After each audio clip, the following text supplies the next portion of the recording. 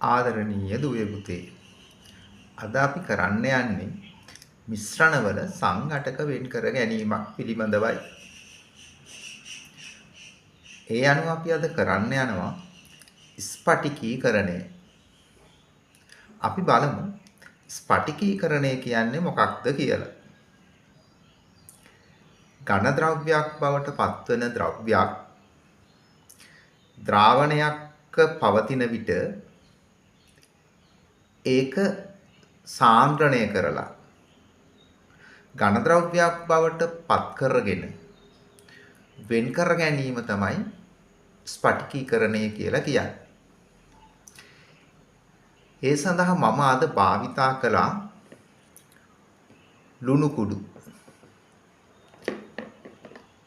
ඒ ලුණු කුඩු දිය කරගත්තා මද උණු ජලය තුල.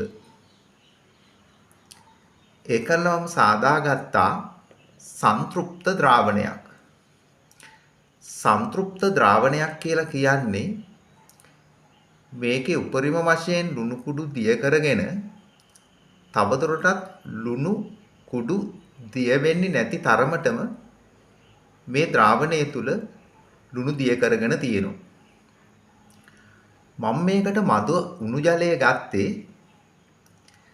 ඇල් ජලයට වඩා තව ටිකක් වැඩියෙන් උණු ජලය තුල ලුණු දිය කරගන්න පුළුවන්. ඔබ දන්නවා යම්කිසි ද්‍රව්‍යයක ද්‍රව්‍යතාවය කෙරෙහි උෂ්ණත්වය බලපානවා කියලා.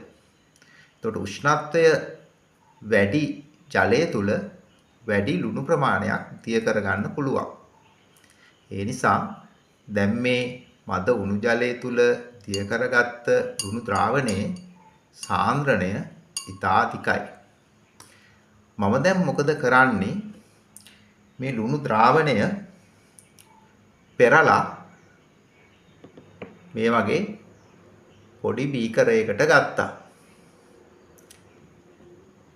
දැන් මේ බීකරය තුල තියෙන්නේ අපි අර දිය කරගත්ත ලුණු ද්‍රාවණයෙන් පෙරලා ගත්ත කොටසක්.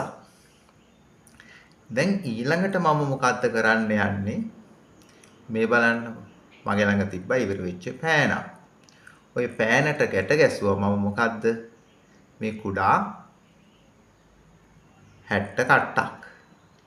දැන් මම මොකද කරන්නේ මේ 60 කට්ට මේක තුලට මේ විදියට දාලා තියෙනවා.